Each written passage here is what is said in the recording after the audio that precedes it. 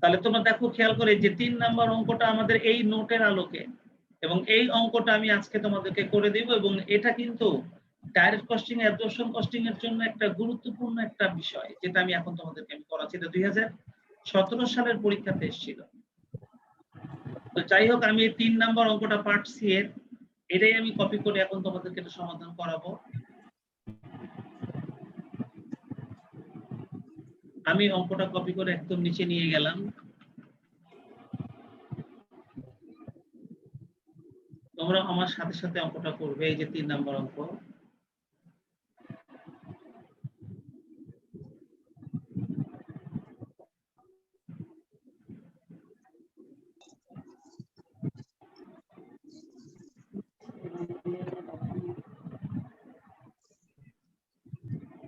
এখানে ওনারা বলছে, তোমরা একটু কোশ্চেনটা দেখো। ওনারা কোশ্চেনটার মধ্যে বলছে শুরুতেই যে যমুনা কর্পোরেশন প্রোডাকশন করছে 24,000 ইউনিট, এটা ছিল নরমাল ক্যাপাসিটি। তার মানে আমাদের নরমাল প্রোডাকশনটা হচ্ছে 24,000 unit of product during the year, এবছর। আর 20,000 units for its sold.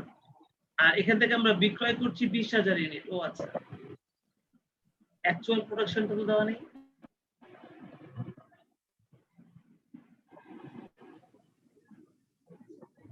R cost of production আমাদের এই যে দেওয়া আছে।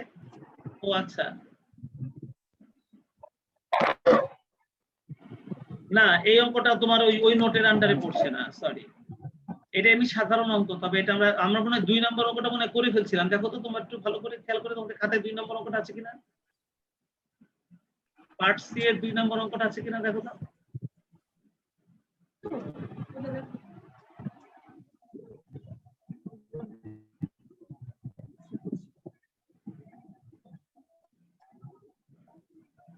মনে হয় 2 নম্বর অঙ্কটা নাই তোমাদের খাতায়। দেখো তো খাতায় আছে কিনা 2 নম্বর অঙ্কটা।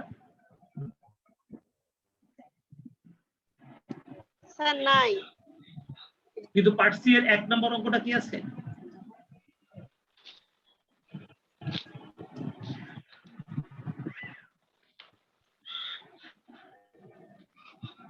দেখো তো তোমাদের খাতায় পার্ট সি এর 1 নম্বর অঙ্কটা আছে কিনা।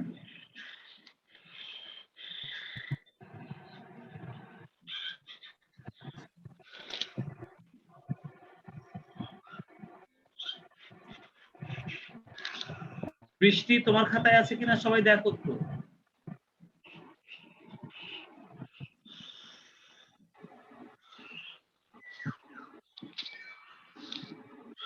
স্যার আমার কাছে নাই, আমি বোধহয় করতে পারিনি এই অঙ্কটা। আচ্ছা,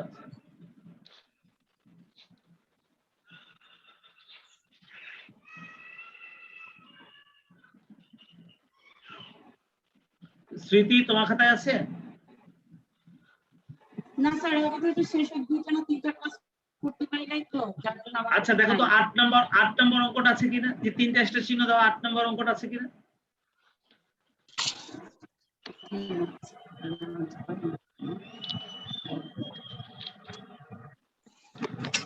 পার্ট বি এর 8 নম্বর অঙ্কটা আছে কিনা দেখো তো। দেখছি স্যার।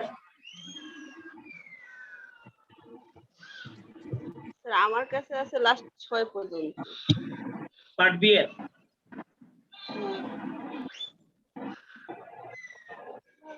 হ্যাঁ, 2 বছর অঙ্কটা আমি অনেক আগেই করেছি।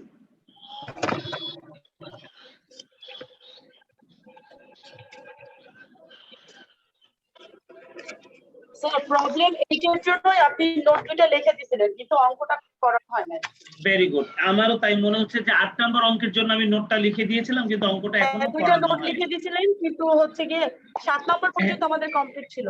কমপ্লিট আর হয়ে 8 গেছে। নম্বর 8 নম্বর অঙ্কটার জন্য আমি নোট লিখে দিয়েছি, কিন্তু 8 নম্বর অঙ্কটা করানো হয়নি। রাইট, এইটাই হচ্ছে আমাদের কথা। আমি এই পর্যন্তই করিয়েছিলাম তোমাদের। হ্যাঁ মনে পড়েছে, এই যে 8 নম্বর অঙ্কটার মধ্যে আমার এই নোটটা ছিল নরমাল প্রোডাকশন এবং অ্যাকচুয়াল প্রোডাকশনের জন্য। তো ঠিক আছে, আমি 8 নম্বর অঙ্কটাই তোমাদেরকে করে দেব। হ্যাঁ, 8 নম্বর অঙ্কটার জন্য আমি নোটটা লিখেছিলাম, কিন্তু 8 নম্বর অঙ্কটা শেষ পর্যন্ত পড়া হয়নি। এই যে আমি 8 নম্বর অঙ্কটাই এখন এখানে কপি করে নিয়ে আসলাম। আমি 8 নম্বর অঙ্কটাই এখন করছি।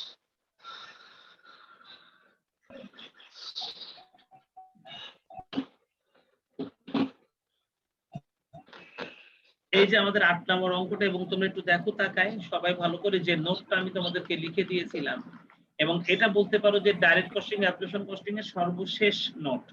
তার মানে আর যত অঙ্ক আছে সব অঙ্ক হয়তো তোমরা নিজেরা এমনিতেই বুঝতে পারবে, কারণ ওখানে আমার আর কোনো আলোচনা নাই। তবে এই আলোচনাটা তোমাদের এই অঙ্কটার জন্য নতুন, সেটা হচ্ছে আমি প্রশ্নটা যখন করবো তোমরা খালি একটু খেয়াল করবা। You have given the following information of Rahman Brothers. Sales price হচ্ছে 24 টাকা করে, এটা sales price. Variable manufacturing cost বলে দিয়েছে 10 টাকা করে। ভেরিয়েবল ওভারহেড কস্ট বলে দিয়েছে 4 টাকা, অন্যান্য ওভারহেড এটা ভেরিয়েবল।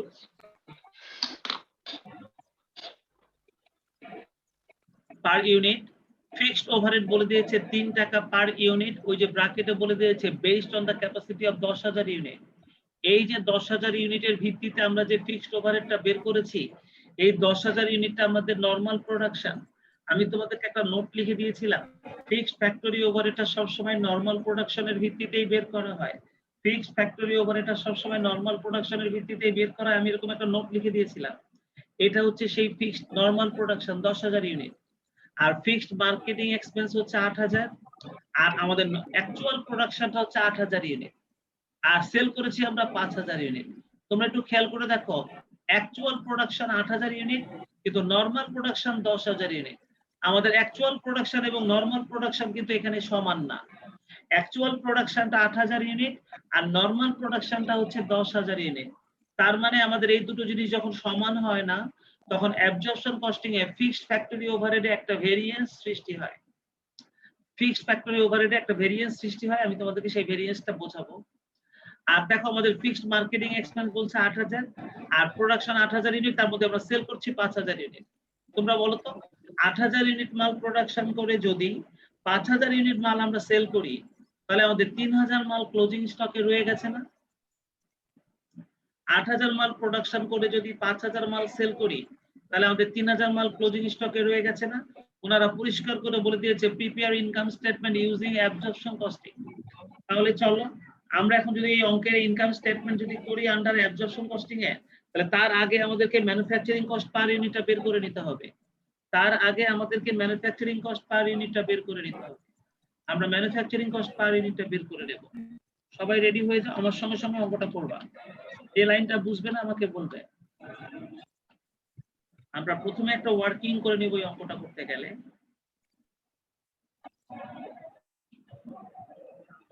আর আমাদের ওয়ার্কিংটা হবে calculation of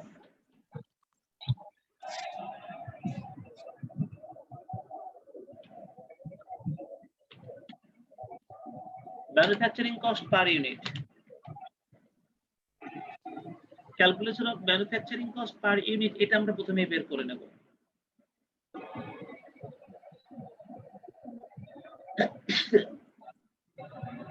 manufacturing cost per unit বের করার জন্য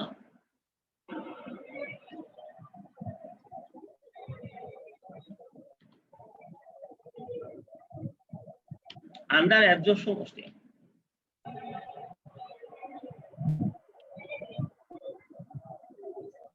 ওনারা তো আমাদের অ্যাবজর্পশন কস্টিং পদ্ধতিতে ইনকাম স্টেটমেন্ট করতে বলেছে। অ্যাবজর্পশন কস্টিং পদ্ধতিতে ইনকাম স্টেটমেন্ট করতে বলেছে বলে আমরা অ্যাবজর্পশন কস্টিং পদ্ধতিতে আগে ম্যানুফ্যাকচারিং কস্ট পার ইউনিটটা বের করব।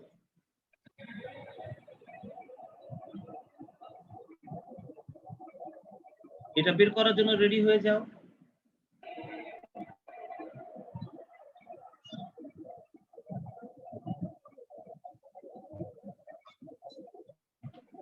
এরপর কলেজের একটা মিটিং আছে 11টা।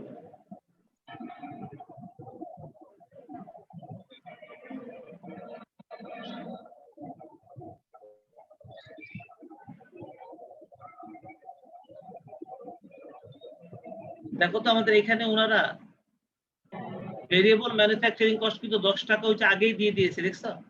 আর আমি তোমাদেরকে শিখেছি অ্যাবজর্পশন কস্টিং এ কিন্তু ম্যানুফ্যাকচারিং কস্ট পার ইউনিট বের করতে গিয়ে ভেরিয়েবলটাও আসে আবার ফিক্সডও আসে, বলছি না? তাহলে দেখো আমরা লিখে ফেললাম variable,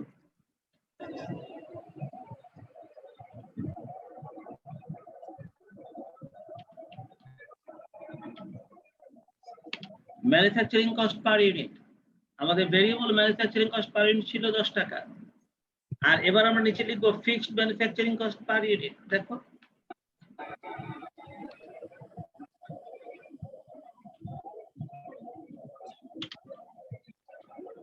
fixed manufacturing cost per unit. দেখো আমাদের fixed manufacturing cost per unit 3 টাকা। এই যে বলে দিয়েছে fixed factory overhead per unit 3 টাকা, দেখছো?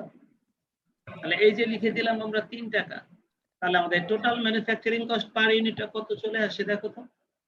তাহলে আমাদের টোটাল ম্যানুফ্যাকচারিং কস্ট পার ইউনিটটা চলে আসে, দেখো তোমরা খেয়াল করে। Total manufacturing cost per unit, total manufacturing cost পার ইউনিটে চলে আসে টাকা 13। আমরা কি এই কাজটা সবাই বুঝছি?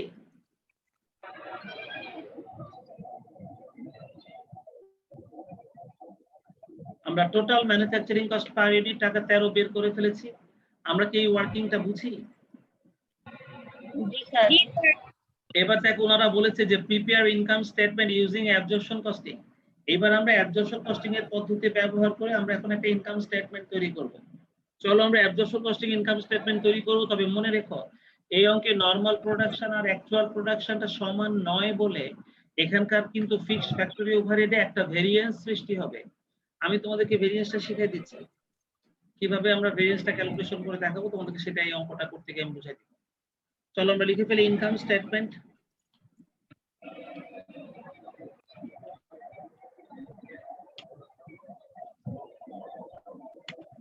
under absorption costing,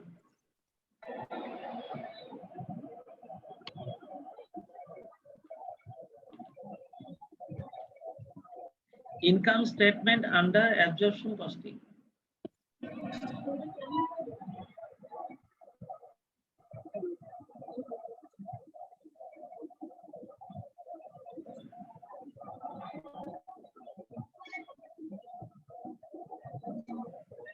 চলো আমরা ইনকাম স্টেটমেন্ট করার জন্য ঘর টেনে ফেলি।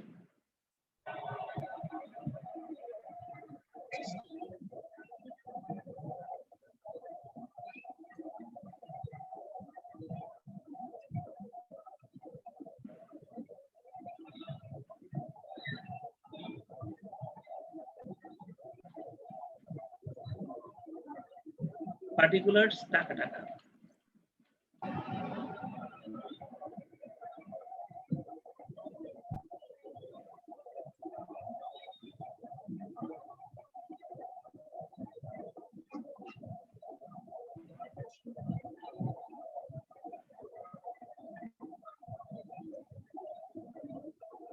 দেখো প্রথমে আমরা লিখবো সেলস। তোমরা একটু কোশ্চেনটা দিকে খেয়াল করো। ওনারাই বলে দিয়েছে যে আমরা প্রোডাকশন করেছিলাম 8000 ইউনিট, কিন্তু আমরা সেল করছি 5000 ইউনিট। আর এই যে 5000 ইউনিট মালটা যে আমরা সেল করছি, প্রতি ইউনিট সেল করছি 24 টাকা করে। ওই যে উপরে দেওয়া আছে সেলিং প্রাইস। তাহলে 5000 ইউনিট 24 টাকা করে আমরা সেল করছি। তাহলে চলো আমরা সেলস লিখে দেই। 5000 গুণ হচ্ছে 24। তাহলে দেখো তো আমাদের সেলসটা কত টাকা হয়।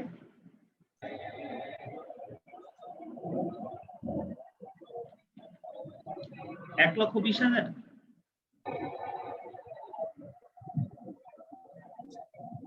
জি স্যার, 1,20,000। তাহলে আমরা সেলস লিখে দিলাম 1,20,000।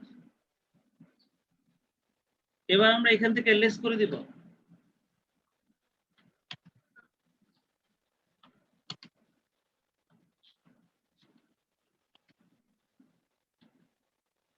Cost of goods sold.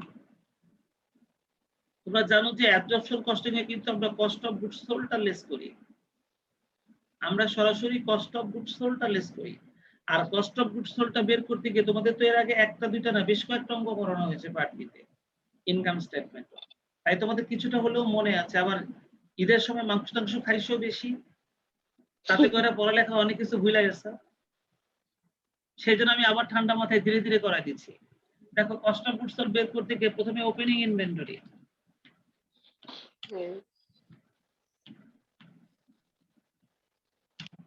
দেখো তো আমাদের ওপেনিং ইনভেন্টরিতে কি কোনো অ্যামাউন্ট আছে? আমাদের কিন্তু কোনো ওপেনিং ইনভেন্টরি দেওয়াই ছিল না, কিন্তু আমাদের ক্লোজিং ইনভেন্টরি দেওয়া আছে। 8,000 মাল উৎপাদন করে 5,000 মাল বিক্রয় করেছি, 8,000 মাল প্রোডাকশন করে 5,000 মাল সেল করেছি। তার মানে আমাদের এখানে ক্লোজিং স্টকে রয়ে গেছে 3,000 মাল, কিন্তু ওপেনিং স্টকে কিন্তু কোনো মালের কথা কিছু বলেনি, দেখছো? সেজন্য আমরা কস্ট অফ গুডস সোল্ড বের করতে গিয়ে ওপেনিং স্টকের ওখানে লিখে দিলাম ডট। এবার এর সঙ্গে আমরা অ্যাড করে দিলাম অ্যাড ম্যানুফ্যাকচারিং কস্ট। দেখো ম্যানুফ্যাকচারিং কস্ট কত টাকা ছিল?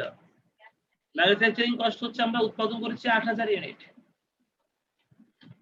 আর আমাদের ম্যানুফ্যাকচারিং কস্ট পার ইউনিট বের করেছি 13 টাকা। তাহলে আমাদের ম্যানুফ্যাকচারিং কস্ট 8,000 গুণ 13 কত টাকা হবে দেখো তো?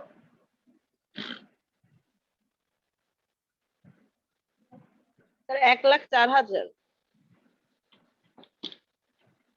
তাহলে 1,04,000 টাকা হবে আমাদের ম্যানুফ্যাকচারিং কস্ট।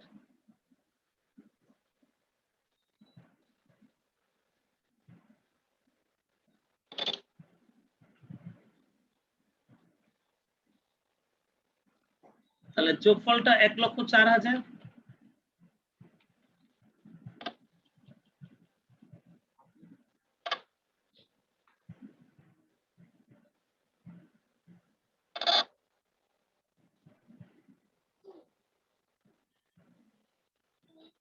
$1,04,000।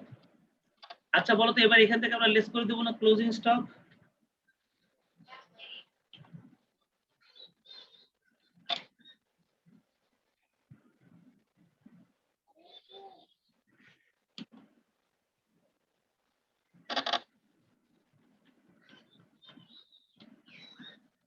দেখো আমাদের ক্লোজিং ইনভেন্টরি ছিল 3,000 মাল। কিভাবে 3,000 মাল ক্লোজিং স্টকে ছিল তোমরা জানো, আর আমাদের ম্যানুফ্যাকচারিং কস্ট পার ইউনিট ছিল 13 টাকা। তাহলে দেখো তো 3,000 এর সঙ্গে 13 গুণ করলে কত টাকা হয়? স্যার 39,000। 39,000। সাধারণত 1,04,000 থেকে 39,000টা বাদ দিলেই এখন আমরা কস্ট অফ গুডস সোল্ড পেয়ে যাই। কিন্তু আমি বলেছিলাম যদি কখনো কোনো ভেরিয়েন্স সৃষ্টি হয় সেগুলো সবসময় কস্ট অফ গুডস সোল্ডের সাথে সমন্বয় করতে হয়। সেই জন্য আমরা এখন টাকাটা প্রথম টাকার কলামে রাখবো। 1,04,000 থেকে 39,000 বিয়োগ করো, বিয়োগ করে দেখো তোমাদের আপাতত কস্ট অফ গুডস সোল্ড এর পরিমাণটা কত আসে? 65,000। 65,000। আমি একটা নোট লিখে দিয়েছিলাম তোমাদেরকে, সেই নোটটা ছিল এরকম যে যদি কখনো কোনো অঙ্কের নরমাল প্রোডাকশন আর অ্যাকচুয়াল প্রোডাকশনটা সমান না হয় তাহলে ওই অঙ্কের ফিক্সড ফ্যাক্টরি ওভারহেডে একটা ভেরিয়েন্স সৃষ্টি হবে অ্যাবজর্পশন কস্টিং এর অঙ্ক করতে গেলে। আমরা কিন্তু এখন অ্যাবজর্পশন কস্টিং এর ইনকাম স্টেটমেন্ট করছি। তাহলে এই অ্যাবজর্পশন কস্টিং এর ইনকাম স্টেটমেন্ট করতে গিয়ে তাহলে আমাদের ফিক্সড ফ্যাক্টরি ওভারহেডের অবশ্যই একটা ভেরিয়েন্স সৃষ্টি হবে। কেন ভেরিয়েন্স সৃষ্টি হবে, কিভাবে ভেরিয়েন্স সৃষ্টি হবে আমি তোমাদের বোঝাবো, কিন্তু কত টাকা ভেরিয়েন্স সৃষ্টি হবে সেটা আমরা কিভাবে বের করছি আমি এখন তোমাদেরকে সেটা বোঝাবো। তবে তোমরা একটু চেয়ে দেখো তো আমাদের ফিক্সড ফ্যাক্টরি ওভারহেডটা কি? ফিক্সড ফ্যাক্টরি ওভারহেডটা কি 3 টাকা করে ছিল পার ইউনিট? ফিক্সড ফ্যাক্টরি ওভারহেডটা কি 3 টাকা করে ছিল না? ছিল। স্যার আচ্ছা বৃষ্টি, এই যে 3 টাকা করে যে ফিক্সড ফ্যাক্টরি ওভারহেড রেটটা ছিল এটা বের করতে গিয়ে আমরা ইউনিট ব্যবহার করেছিলাম কত বলে দিয়েছো ওনারা?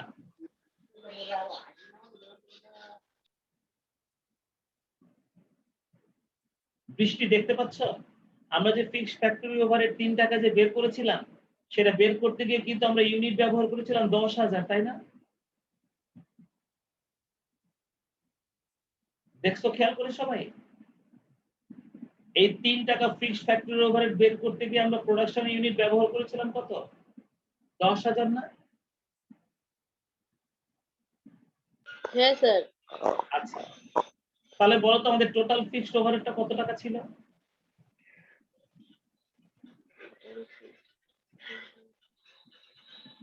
যদি 10,000 দিয়ে ভাগ করে যদি আমরা ফিক্সড ফ্যাক্টরি ওভারহেড 3 টাকা বের করে থাকি তাহলে আমাদের টোটাল ফিক্সড ওভারহেডটা আসলে কত টাকা ছিল বলতে পারবা?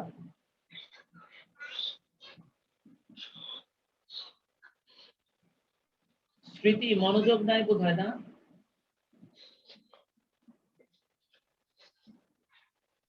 স্যার হ্যাঁ আছে, আমার এখানে নেটের খুব সমস্যা করতেছে, যার জন্য আচ্ছা। কথা কেটে যাচ্ছে। ও আমার কথাটা পরিষ্কার শুনতে পাচ্ছ না না? আমার এখানে নেটের প্রবলেম স্যার।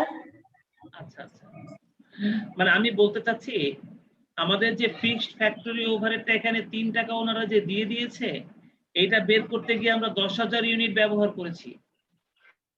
তার মানে 10,000 ইউনিট দিয়ে ভাগ করে আমরা আমাদের ফিক্সড ফ্যাক্টরি ওভারহেড 3 টাকা বের করেছি।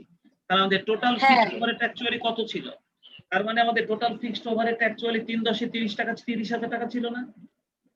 30,000 টাকা। হ্যাঁ তাহলে আমাদের স্যার। ফিক্সড ওভারহেডটা কি অ্যাকচুয়ালি 30,000 টাকা ছিল না বলো তো? হ্যাঁ স্যার। জি, স্যার। আচ্ছা আচ্ছা, তো এখন প্রশ্ন হচ্ছে যে আমাদের যেহেতু এখানে আমি বলেছি যে নরমাল প্রোডাকশন আর অ্যাকচুয়াল প্রোডাকশন ডিফারেন্ট হলে ফিক্সড ওভারহেডের একটা ভেরিয়েন্স সৃষ্টি হবে, আর সকল প্রকার ভেরিয়েন্স কস্ট অফ গুডস সোল্ডের সাথে সমন্বয় করতে হয়। সেই জন্য আমি কিভাবে সমন্বয় করব তোমরা একটু দেখো। আচ্ছা তোমরা আমাকে বলো তো, আমাদের নরমাল প্রোডাকশনটা 10,000 ছিল না? হ্যাঁ আর আমাদের অ্যাকচুয়াল প্রোডাকশনটা 8,000 না? হ্যাঁ হ্যাঁ, তাহলে আমাদের অ্যাকচুয়াল প্রোডাকশনটা নরমাল প্রোডাকশনের থেকে ছোট, তাই না? জি স্যার। জি স্যার। তার মানে আমাদের নরমাল প্রোডাকশনের থেকে অ্যাকচুয়াল প্রোডাকশনটা যেহেতু ছোট, তাহলে আমরা ফিক্সড ওভারহেডটাও কম লিখেছি। যেহেতু আমাদের নরমাল প্রোডাকশনের থেকে অ্যাকচুয়াল প্রোডাকশনটা ছোট, তাহলে আমরা ফিক্সড ওভারহেডটা কম লিখেছি। এখন আমাদেরকে ফিক্সড ওভারহেডটা বাড়ায় দিতে হবে। যেহেতু আমাদের নরমাল প্রোডাকশনের থেকে অ্যাকচুয়াল প্রোডাকশনটা ছোট, তাহলে আমি ফিক্সড ওভারহেডটা কম লিখেছি। তাই এখন আমাদের ফিক্সড ওভারহেডটা বাড়ায় দিতে হবে। কিভাবে বাড়াচ্ছি? Add under allocation of fixed overhead, under allocation of fixed factory overhead,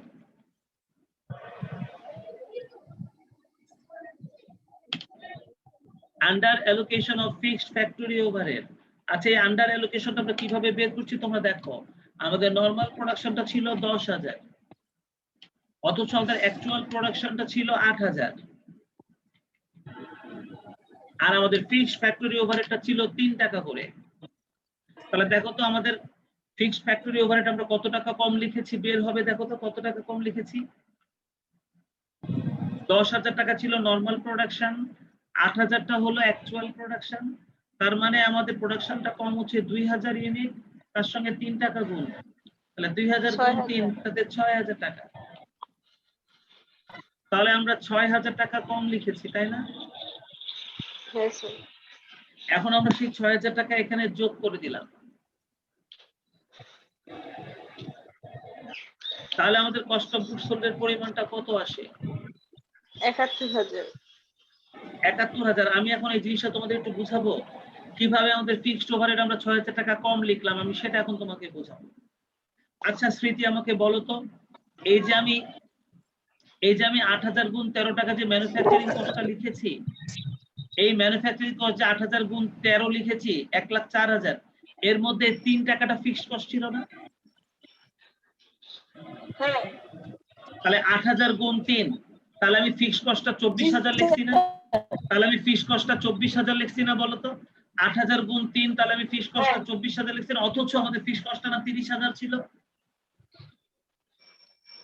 হ্যাঁ, 6,000 টাকা কম। আমাদের ফিক্সড কস্টটা 30,000 ছিল, অথচ দেখো আমি এখানে ফিক্সড কস্ট কিন্তু 8,000 গুণ 3 24,000 লিখেছি। তার মানে কিন্তু আমি আমার ফিক্সড কস্টটা 6,000 কম লিখেছি, বুঝতে পেরেছো? সেই 6,000টা আমি এখন যোগ করে দিলাম। কিভাবে আমি 6,000 কম লিখেছি তোমরা কি বুঝছো? আমার কথাটা বলো, বুঝছো? আমি তো উপরে তোমাদেরকে বুঝাইছিলাম যে আমরা আমাদের ফিক্সড ওভারহেডটা যেহেতু 10,000 এর ভিত্তিতে 3 টাকা বের করেছি পার ইউনিট, তাহলে আমাদের অ্যাকচুয়াল ফিক্সড ওভারহেডটা ছিল 30,000 টাকা। তাহলে আমরা এখানে যখন ম্যানুফ্যাকচারিং কস্ট লিখেছি তখন লিখছি আমরা 8,000 গুণ 13, তো এই 13 টাকার মধ্যে 3 টাকা ফিক্সড কস্ট ছিল না? তাহলে 8,000 গুণ 3 ফিক্সড কস্ট আমরা লিখেছি 24,000, অথচ অঙ্কে ছিল 30,000। তার মানে আমরা 6,000 টাকা ফিক্সড কস্ট কম লিখেছি। সেই 6,000 টাকা আমরা এখন এই যে অ্যাড করে দিলাম, অ্যাড আন্ডার অ্যালোকেশন। এটা তো নরমালি, কারণ আমি প্রোডাকশনটা লিখছি, অ্যাকচুয়ালটা তো লিখি নাই, তাহলে কম তো হবে। আবার বলো কি হয়েছে? মানে আমরা তো প্রথমে যেটা প্রোডাকশন করছিলাম 8,000 ওইটা লিখছি, কিন্তু অ্যাকচুয়ালি যে 10,000 সেটা তো লিখি না 10,000 দিয়ে কখনোই করা যাবে না। 10,000 দিয়ে শুধুমাত্র ফিক্সড কস্টের পার ইউনিটটা বের করা হয়। 10,000 দিয়ে শুধুমাত্র ফিক্সড কস্টের পার ইউনিটটা বের করা হয়। কিন্তু আমাদের অঙ্ক 8,000 দিয়েই করতে হবে। আমরা 8,000 দিয়েই করেছি। কিন্তু 8,000 দিয়ে করেছি বলেই আমরা ফিক্সড কস্টটা 24,000 লিখছি। কিন্তু অ্যাকচুয়ালি আমাদের ফিক্সড কস্ট 24,000 না। অ্যাকচুয়ালি আমাদের ফিক্সড কস্ট কিন্তু 30,000। সেই জন্য আমরা 8,000 দিয়ে গুণ করেছি বলে আমাদের অ্যাকচুয়ালি ফিক্সড কস্ট কিন্তু আমরা 6,000 কম লিখে ফেলছি। সেই ফিক্সড কস্টটা এখন আমরা আবার যেটুকু কম লিখছিলাম আবার যোগ করে দিলাম, বুঝছো? তাই আমাদের ফিক্সড কস্টটা পুরোপুরি 30,000 টাকায় লেখা হয়, বুঝতে পেরেছো? বাকি সবগুলো আমরা 8,000 এর ভিত্তিতেই লিখবো। শুধুমাত্র ফিক্সড কস্ট আমরা পুরোপুরি 30,000 লিখবো। কিন্তু আমরা এখানে লিখে ফেলছিলাম 24,000, তাহলে 6,000 কম লিখেছি, সেই 6,000 এখন আমরা এখানে অ্যাড করে দিলাম, বুঝছো? তাহলে চলো আমরা এই 71,000 টাকাটা যদি এখন 1,20,000 থেকে বাদ দিয়ে দেই, তাহলে আমরা গ্রস প্রফিটটা পেয়ে যাব। দেখো তো গ্রস প্রফিটটা কত টাকা হয়।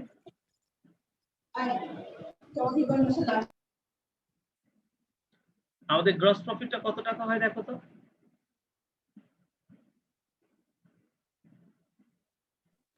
স্যার 49,000। 49,000 টাকা নাম হবে এখন আমাদের গ্রস প্রফিট।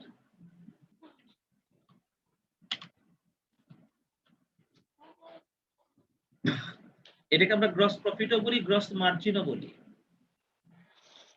এটাকে গ্রস প্রফিটও বলি, এটাকে আমরা গ্রস মার্জিনও বলি। আর যেহেতু এটা অ্যাবজর্পশন কস্টিং, তাহলে এবার আমরা এখান থেকে লেস করব সেলিং এন্ড অ্যাডমিনিস্ট্রেটিভ এক্সপেন্স, কারণ আমাদের ম্যানুফ্যাকচারিং খরচগুলো সব লেখা শেষ। এবার আমরা এখান থেকে লেস করব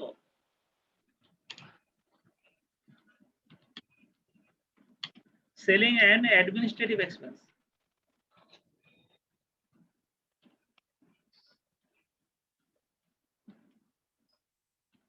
এবার আমরা সেলিং এন্ড অ্যাডমিনিস্ট্রেটিভ এক্সপেন্সটা এখান থেকে লেস করব। দেখো সেলিং এবং অ্যাডমিনিস্ট্রেটিভ এক্সপেন্সটা লিস্ট করতে গেলে এর মধ্যে ফিক্সড এবং ভেরিয়েবল যাই থাকুক সবই লিখবো। প্রশ্নের মধ্যে চেয়ে দেখো তো, আমাদের ভেরিয়েবল ওভারহেডটা রয়েছে ওই যে 4 টাকা,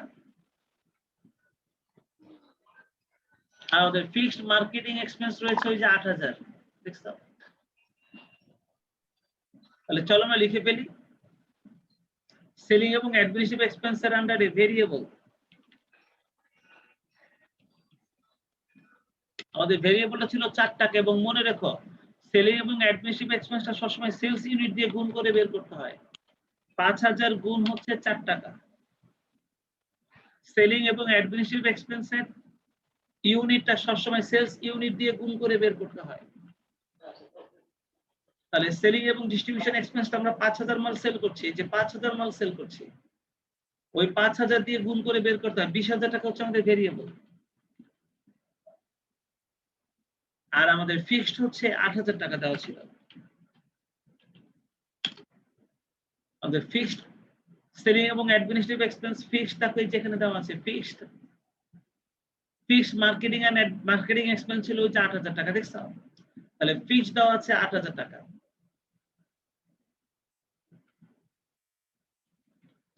তাহলে দেখো আমাদের টোটাল কস্টের পরিমাণটা চলে এলো 28,000 টাকা। তাহলে 20 আর 8 28,000 টাকা আমরা এখানে ওই যে বসিয়ে দিলাম। তাহলে 49,000 টাকা থেকে যদি 28,000 টাকা বাদ দিয়ে দেওয়া হয়,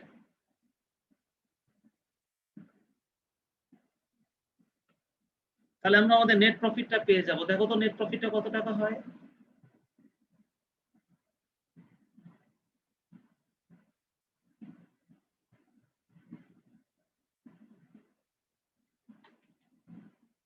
$21,000 টাকা।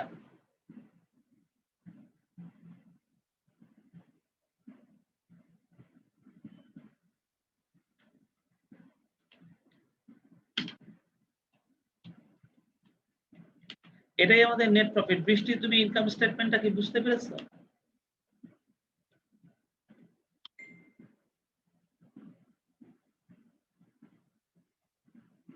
তুমি কি ইনকাম স্টেটমেন্টটা বুঝতে পেরেছো? জি স্যার।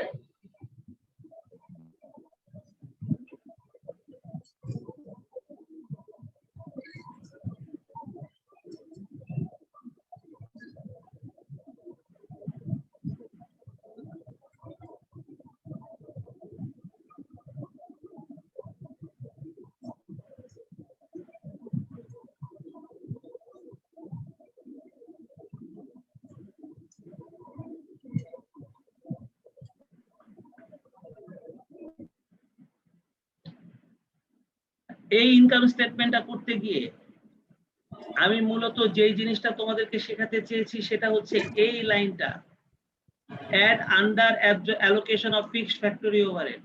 আমার প্রশ্ন হচ্ছে এটা আন্ডার অ্যালোকেশন হলো কিভাবে বুঝলাম? আমরা তখনই বুঝবো যেটা আন্ডার অ্যালোকেশন হবে যখন আমরা দেখব আমাদের নরমাল প্রোডাকশনের থেকে আমাদের অ্যাকচুয়াল প্রোডাকশনটা ছোট, তখনই আমাদের ফিক্সড ওভারহেডটা সবসময় আন্ডার অ্যালোকেশন হবে।